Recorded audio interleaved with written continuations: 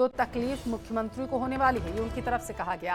Planning लोग कर चुके हैं, दिल्ली में भी और राजस्थान में भी भयंकर षड्यंत्र चल रहा है उन्हें हटाने का।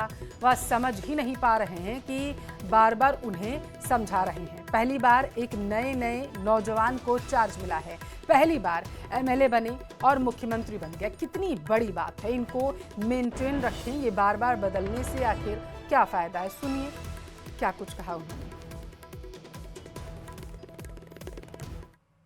मुख्यमंत्री जी तो तकलीफ मुख्यमंत्री जी को होने वाली है। अभी से इनके खिलाफ में इनकी पार्टी के लोग लग चुके हैं, दिल्ली में भी और राजस्थान के अंदर भयंकर षड्यंत्र चल रहा है इनको हटाने का। ये समझ नहीं पा रहे हैं। हम बार बार को समझा रहे हैं कि भाई नया एक नौजवान को चांस मिला है, पहली बार एमएलए बने मुख्यमंत्री बन जाए, कितनी बड़ी बात है। इनको मेंटेन रखें, ये बार बार बदलने का क्या फ़ायदा। तो ये हम तो इनके इंटरेस्ट में बता रहे हैं कि प्रदेश के अंदर जो हालात है बहुत गंभीर है, जनता त्राहिमाम कर रही है। ज्यादा जानकारी लेंगे संवाददाता चंद्रशेखर हमारे साथ जोधपुर से टेलीफोन लाइन पर संवाददाता जुड़ चुके हैं। चंद्रशेखर, वाद विवाद का सिलसिला रुकने का नाम नहीं ले रहा है। पहले सीएम ने बयान दिया और अब पूर्व सीएम का यहाँ पर कटाक्ष देखने को मिला है। देखिए, आज पूर्व मुख्यमंत्री अशोक गहलोत जोधपुर दौरे पर रहे। 5 दिवसीय प्रवास पर जोधपुर है और आज उन्होंने सर्किट हाउस पर जो है जन सुनवाई की। इस दौरान पत्रकारों से बात करते हुए उन्होंने इस बात का जवाब दिया कि जैसा कि बयान आया था कि 1.5 साल का कार्यकाल जो 5 साल के कार्यकाल से ज्यादा है, उस पर उन्होंने कहा कि मैं मुख्यमंत्री के हिम्मत की दाद देता हूं, ऐसी बात कहने के लिए हिम्मत चाहिए। इसके अलावा उन्होंने राजनीति खेलते हुए एक नया तुरुप का एका चला और उन्होंने एक नया सकूफा छोड़ा है कि मुख्यमंत्री को बदलने की जो है साजिश जो है राजस्थान और दिल्ली में चल रही है। बार बार मैं उन्हें समझा रहा हूं। उन्होंने कहा कि एक युवा जो पहली बार विधायक बने और मुख्यमंत्री बन गए तो उन्हें स्थायी रखना चाहिए। कहीं ना कहीं उन्होंने यहाँ पर एक बड़ी राजनीति खेलने का जो अपने गृह जिले से प्रयास किया है। और साथ ही उन्होंने जो आपातकाल को लेकर यह बात कही है कि जब आपातकाल लगा था उस बात को 50 साल हो गए हैं, इंदिरा गांधी उसका परिणाम भुगत चुकी है, वो चुनाव हार चुकी है। और उन्होंने ये भी कहा कि जो इंदिरा गांधी ने इस बात को स्वीकार किया कि ये हमसे गलती हुई है, लेकिन कहीं ना कहीं ये उनका कहना है कि भारतीय जनता पार्टी के पास कोई स्वतंत्रता सेनानी नहीं थे, तो अब इस निशाबंदियों को जो है वो अपना स्वतंत्रता सेनानी घोषित कर रहे हैं।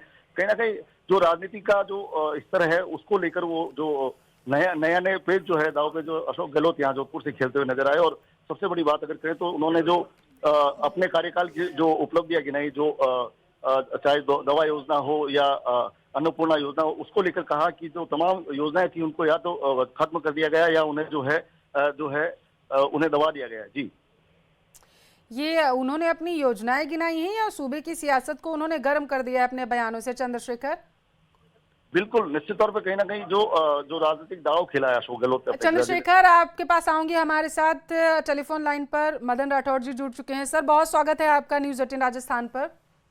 जी नमस्कार। पूर्व सीएम अशोक गहलोत की तरफ से कहा गया है कि दिल्ली से लेकर के राजस्थान तक भजनलाल शर्मा को हटाने की तैयारी की जा रही है। इस पर सबसे पहले आप कहना क्या चाहेंगे, प्रतिक्रिया क्या है आपकी, जरा बताइए। भले गहलोत साहब हटाने की सोचे, वो हटा नहीं पाएंगे। वो कैसे हटा पाएंगे गहलोत साहब? पता नहीं क्यों वो ऐसी करेंगे, पूरी तैयारी वो कर रहे हैं। वो तो शुरू से ही जब से बने तब से ही कर रहे होंगे शायद।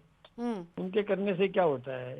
हमारी पार्टी सुदृढ़ है और हमारे यहाँ भजनलाल जी मजबूत है, जन सेवक है, अच्छे काम कर रहे हैं, ये रहेंगे, सेवा करते रहेंगे नियमित रूप से। अच्छे मुख्यमंत्री हैं, अच्छा काम किया है, अभी जनहित के कई निर्णय किए हैं, चाहे रोजगार की दिशा में हो, राइजिंग राजस्थान हो, ERCP हो, बिजली के मामले में आत्मनिर्भरता की बात हो, या जैसे नौकरियां लगाने का मामला हो, किसानों को समृद्ध करने की दिशा में हो। अभी इन्होंने ये कुछ गांव गरीबी मुक्त करने के लिए भी प्लानिंग कर रहे हैं। इधर ये वंदे गंगा जो ये अभियान इन्होंने चलाया है, सारे काम बहुत अच्छे हो रहे हैं। और कांग्रेस खुश है। लगातार बीजेपी पर यह आरोप लगाती रहती है कि वो अपने सीएम को कार्यकाल पूरा करने नहीं देते हैं। हालिया अगर कुछ सालों की बात करें तो चाहे उत्तर प्रदेश की बात हो, वहां पर भी सियासी गलियारों में खूब चर्चाएं उठी थी, हालांकि वो सार्थक नहीं हो पाई। लेकिन उत्तराखंड से लेकर के लगातार ऐसी तस्वीरें देखी गई हैं और यही आरोप लगातार देखिए कांग्रेस लगाती रहती है बीजेपी पर। देखिए, हमारी सरकार स्थिर है। हमारे चाहे उत्तर प्रदेश आपने जिक्र किया, तो योगी जी मजबूती के साथ काम कर रहे हैं। और हमारे यहाँ 2 टेन्योर हुए, वसुंधरा जी ने भी पूरा कार्यकाल किया था, भजनलाल जी भी बहुत अच्छा काम कर रहे हैं, पूरा टेन्योर भी करेंगे। और कहीं कोई षड्यंत्र नहीं है। अब ये ऐसे सगुफे छेड़ करके विपक्ष एक भ्रम पैदा करने की कोशिश कर रहा है, और विपक्ष हमेशा ही भ्रम पैदा करने की कोशिश करता रहा है, लेकिन जनता तो समझ सियासी गई। गलियारों में और मदन हमारी राठौड़ साहब, एक कहावत है, धुआं वही उठता है जहां आग होती है। कांग्रेस बिना लगातार यही आके, कहती है। अरे ये तो धुआं पता नहीं, इनके जादूगर है वो जादू से धुआं निकाल देते हैं वो आपको पता नहीं, कल और सीख के आए हैं, कोई जादूगर के पास में गए थे ये, और कुछ गुरु मंत्र सीख के आए होंगे, तो ये और धुआं, जादू से धुआं उठाना चाहते हैं। ये पता नहीं इनके मन में क्या है। कुछ नहीं है जी, ऐसा कुछ नहीं है। बॉल अच्छी चल मन रही है की हमारी टोह लेने की कोशिश तो शायद अशोक गहलोत कर रहे हैं कि बीजेपी के मन में क्या है, क्योंकि यही ना वो ना, कहते हुए बीजेपी नजर के आए हैं मन कि में दिल्ली और राजस्थान की सियासत में जमीन आसमान का अंतर है। दोनों जगह से कोशिश चल रही है कि पूरा कार्यकाल ना कर पाए भजनलाल ना, शर्मा। फालतू की बात है जी, बिल्कुल बेबुनियाद बात है, किसी भी प्रकार का आधारहीन बात है, कोई मतलब ही नहीं है। इन बातों का कोई लेना देना नहीं है, और वो उनको कुछ भी पता नहीं है। हमारे अंदर हमारी पार्टी का उनको कैसे पता चलेगा? मुझे पार्टी के प्रदेश अध्यक्ष को पता नहीं है, और हम तो एक मुखी हैं जी, बिल्कुल सब मिलकर के। ठीक और वैसे ही जैसे जन से जब सीएम थे अशोक गहलोत, तब बीजेपी को पता था कि सचिन पायलट और अशोक गहलोत के बीच में कुछ सही नहीं चल रहा है और उन्हें हटाने की कोशिश है। ठीक वैसे ही ऐसा लग रहा है जैसे इतिहास दोहराया जा रहा है, अब कांग्रेस को लग रहा है। नहीं नहीं, वो अपने साथ जो हुआ ना, उनके साथ जो घटित हुआ कि उनके उप मुख्यमंत्री ने खेमाबंदी की थी, होटलों में ठहरे थे, तो वो ये सोचते हैं कि इनमें भी होगा ऐसा। अब वो जैसा खुद होता है वो दूसरे के बारे में वैसा ही सोचता है, जबकि हमारे यहाँ ऐसा कुछ भी नहीं है, कुछ भी नहीं है, रत्ती भर भी नहीं है। सब कुछ व्यवस्थित है और अच्छा चल रहा है हमारा। उनको शक किस पे हो रहा है, जरा बताइए। क्या आपको लगता है नहीं, कि शक बीजेपी है के ही नहीं ना। कार्यकर्ताओं और शीर्ष नेतृत्व में बिना खटास बुनियाद डालने की की कोशिश बात कांग्रेस कर रही? जी, कोई नहीं है ही नहीं।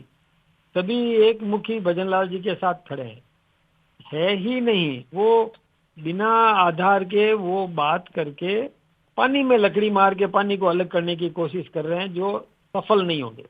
उन्होंने एक और बयान दिया है मदन जी।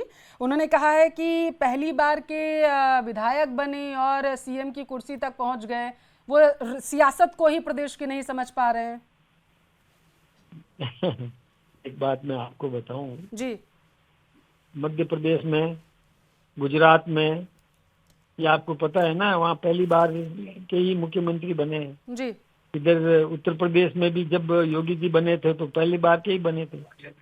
तो इसलिए ऐसी बातें सोचना, कल्पना कांग्रेस की हो सकती है। हमारी पार्टी में ऐसा कुछ भी नहीं है, सब कुछ व्यवस्थित है, अच्छा चल रहा है।